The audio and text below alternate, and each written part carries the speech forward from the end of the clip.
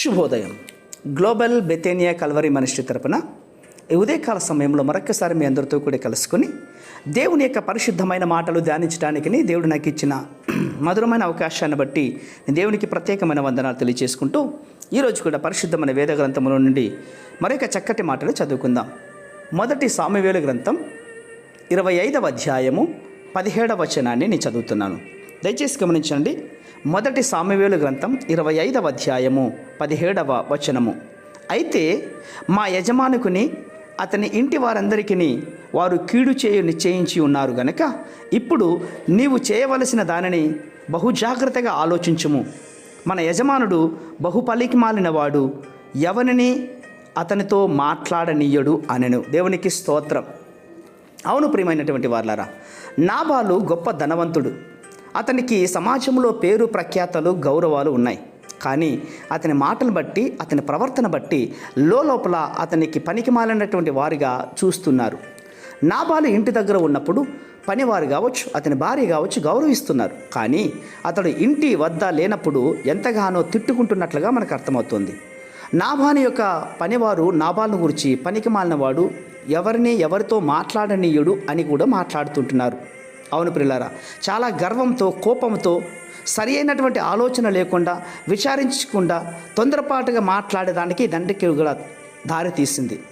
ఎదుటి వారిని మాట్లాడనీయకుండా ఇక నోరు మూసుకో, ఇంకేం తెలుసు, అంతా నాకే తెలుసులే, నాకు ఎదురుగా మాట్లాడినావంటే ఇదిగో నీ అంత చూస్తా అన్నట్లుగా నాబాల ప్రవర్తన ఇక్కడ కనబడుతోంది. అవును, ఇంటివారు, సంఘంలో ఉన్నటువంటి వారు, కుటుంబంలో ఉన్నటువంటి వారు ఇలాంటి యొక్క నాబాలను కలిగినటువంటి మనసు కలిగిన వారుగా కనబడుతున్నారేమో జాగ్రత్త. ప్రియమైనటువంటి వారులారా, గర్వం మన జీవితాన్ని నాశనం చేస్తుంది.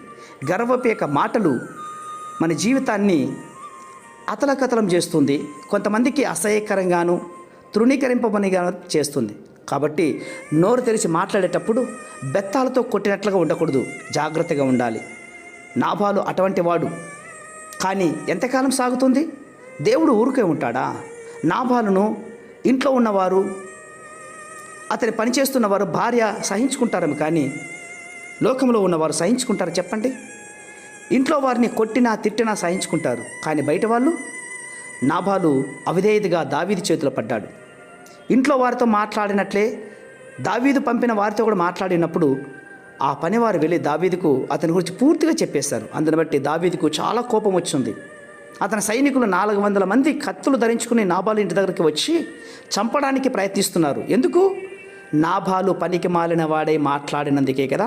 నా ప్రియమైన సహోదర సహోదరులారా, ఈ మాటలు వింటున్న నీవు, నేను, ఎవరైనా కూడా సరే, ఎక్కడైనా సరే, కుటుంబంలో అయినా, సంఘంలోనైనా, సమాజంలోనైనా, ఉద్యోగంలోనైనా మాట్లాడేటప్పుడు బహు జాగ్రత్త. పరిశుద్ధమైన మా ప్రియ పరలోకపు తండ్రి, అవును, నాబాలుకు కలిగినటువంటి మనసు ఎవరికైనా ఉందేమో ఈ మాటలు వింటున్న వారికి. అలాంటి మనసు లేకుంటున్నట్లుగా మంచి ఆలోచన జ్ఞానం కలిగిన మాటలు మీరు దయచేస్తారని, మంచి బుద్ధి జ్ఞాన వివేకం దయచేస్తారని విశ్వాసం నమ్ముచు చిన్న ప్రార్థనను మా రక్షకుడిని యేసయ్య నామమున అడిగి వేడుకొని పొందుచున్నాం మా తండ్రి. Amen, amen, amen.